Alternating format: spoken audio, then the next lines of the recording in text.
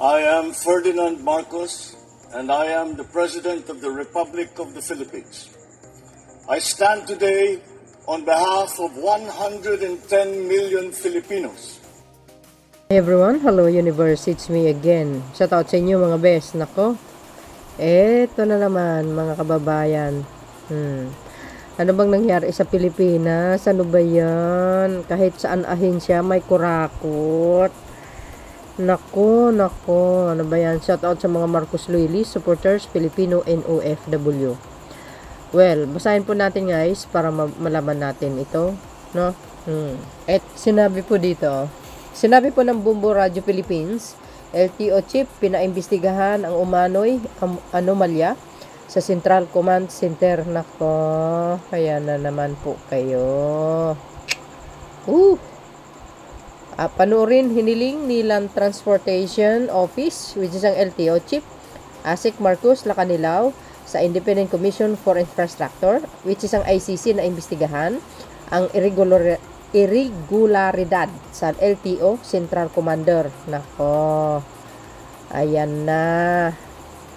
Nakaw pa more. Dalawa pang gusali ng LTO ang pinaimbestigahan, kabilang ang TIG 500 million road safety interactive center. Giit nila Lacanilao, maging ang ilang dating opisyal ng LTO ay kasama sa kanilang pinaimbestigahan ng komisyon. Agoy, ayan na naman mga kababayan.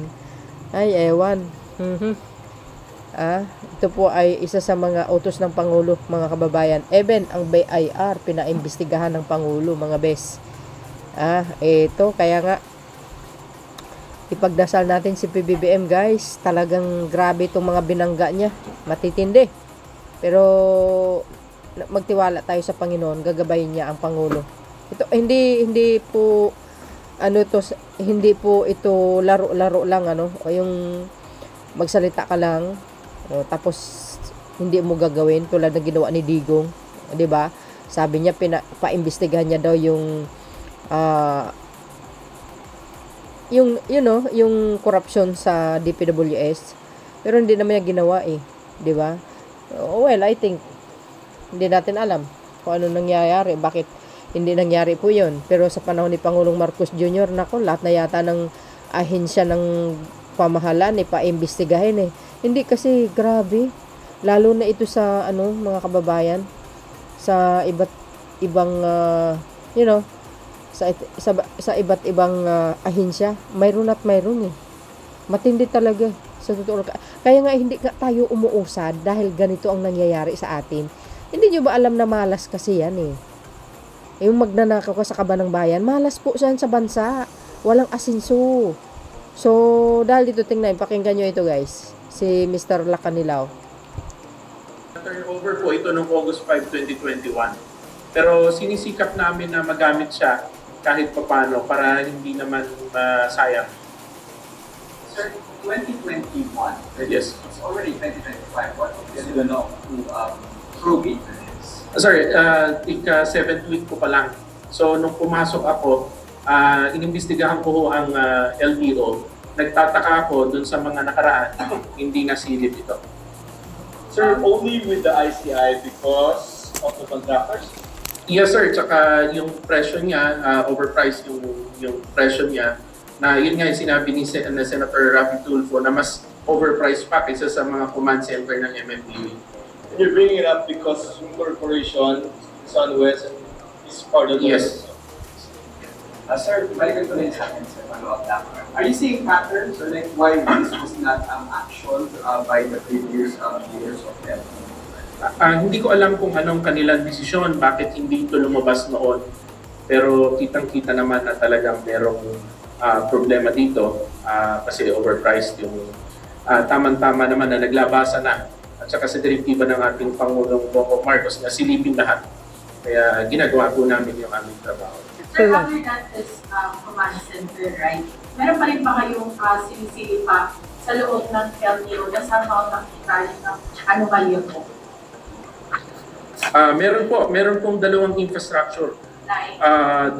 May dalawang building doon, pero hindi pa ho kasama dito kasi hindi pa ako tapos doon. Dalawang building, 3-story, almost 500 million bawat isa. 499,500,000. Yun yung Road Safety Interactive Center, tsaka yung dalawa yun, yung building yun. SunWest. Opo, 2021 po ito. Naku, Kung matatandaan nyo, nung kay Sir second Rico. week ko sa LTO, nilabas ko na po ito eh. Kaya tinapos lang po namin yung mga investigation. Inuna ko po itong 946 million na Central Command Center. Timing naman na nilabas din ni Senator Raffy Tulfo nung aming budget hearing. Sir, ano bang specific account building ni-recommend sa ICI aside po dun sa pagpapa-investigate lang po dun sa Kinumpleto po namin yung mga result ng aming investigation. So, tina-turn over po namin sa kanila para sa appropriate actions. Last year, kasama ba dun sa request ninyo na mga investigahan is hindi na contractors or kasama yung mga previous officials of the LGU? Kasama po yung previous officials ng LTO, tsaka po yung mga joint venture, hindi lang po yung SunWest. Pero sir, sa internal ng LTO, nag-start na rin po ba kayo mag-investigate with the previous LTO officials or kapag nagsimula lang talaga? Hindi po, lahat po. Hindi lang naman po ito yung mga iniimbestigahan po namin. Hindi lang yung SunWest ang iniimbestigahan namin. Pati yung mga opisyal ng LTO na na-involve po sa mga corruption, kalokohan. Or malalaking officials? Yes. So sir, 4 projects. One yung Data Command Center ng 946 na ba? Ano po, 3 projects. Yung C3, which is yung command center, ito na po yung ebidensya nun. Yun pong dalawa na tinatapos ko, which is yung infrastructure na 2 building, 3-story each, at 500 million, almost 1 billion yung dalawa. Naku. And then how many contractors? SunWest? Plus 3? Or how many? Ang contractors, LDLA, Marketing, Trading, Data Center Design Corporation, Ebi Solution Inc., Trading, and SunWest Construction and Development Corporation. 4. Okay, sir, yung dalawa na investigation or overpriced or Yung dalawa pong building, overpriced po yun kasi 3-story building, roughly po para may idea kayo, 1,200 square meter ang floor area at 499,500,000 ang halaga. Roughly 400,000 per square meter, rough estimate. So, kitang-kita po. Oh, narinig nyo yung sinabi ni Chip? Ni Mr. Lacanilaw? Agay. Ay, nako, kadami kaya yan, guys. So, matindi. Sabi sa inyo eh. Akala nyo flood control lang Siyempre, pati yung mga ahensya. Oh. Yan, LTO Anong sinabi ni Sir? Lacanilaw? Iimbestigahin yung mga dating opisyal. Oh, 'di ba? Kurakot pa more. Ba, magpasalamat na lang talaga tayo kay PBBM. My goodness, kung wala ang pangulo, hindi talaga mabubunyag ito, guys. Ito naglilinis si PBBM ng mga dumi ng mga nakaraan admin na hindi nila ginawa. Oo, ganun talaga. Alam nyo, sa totoo lang, nasa isang pangulo ang ikagaganda ng bansa na ito. Bakit? O, tulad yan. Utos ng pangulo, imbestigahin lahat. Sa loob ng LTO, pati mga opisyal.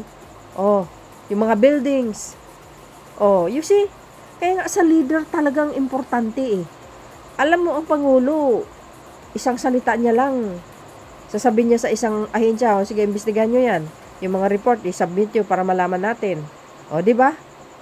Hindi naman siya gagawa. Basta, imbestigahan ng mga namumuno dyan sa LTO. Matik na yan. Kaya yung ginawa ni Sir Lacanilaw, nag-iimbestiga siya. Hindi lang po yung kontraktor, pati yung mga opisyal. O, sabi niya, overpriced yung mga building. Ay, nako, involved na naman si Saldico. Ito talaga si Saldico, no? Lahat na lang po ng ahensya. Lagi siyang may pangalan, no? O, ayan guys. Another problema ng Pangulong Marcos Jr. Iimbestigahin niya ang LTO. Well, anyway, saludo naman tayo kay Mr. Lacanilaw. Kaya kung nakikita yung mga green yan, sinabmit na po nila yan sa ICI para imbestigahin po ang mga opisyal ng LTO. Oh my goodness! So, ibig sabihin sa panahon panidigong talaga ang nakawan. Hindi, real talk po tayo guys. Yun naman talaga. As in. So, nakikita yung mga papilis na yan. Oh, yan na yan. Mga beswa. Sa totoo lang. Oh, di ba? So, yun mga kababayan, ano po ang kapalagayan nyo? Abangan po natin ang investigasyon na yan. Sino na naman kaya ang sangkot ng mga opisyal ng LTO? Nako, nakaw pa more. See you again guys on my next upload. Bye and babus. God bless Philippines. Hindi talaga titigil ang Pangulo, ano? Ha? Ang babangga, siguradong giba. Sabi sa inyo tahimik lang pero mapanganib. God bless Philippines. Babus. See, there's more guys.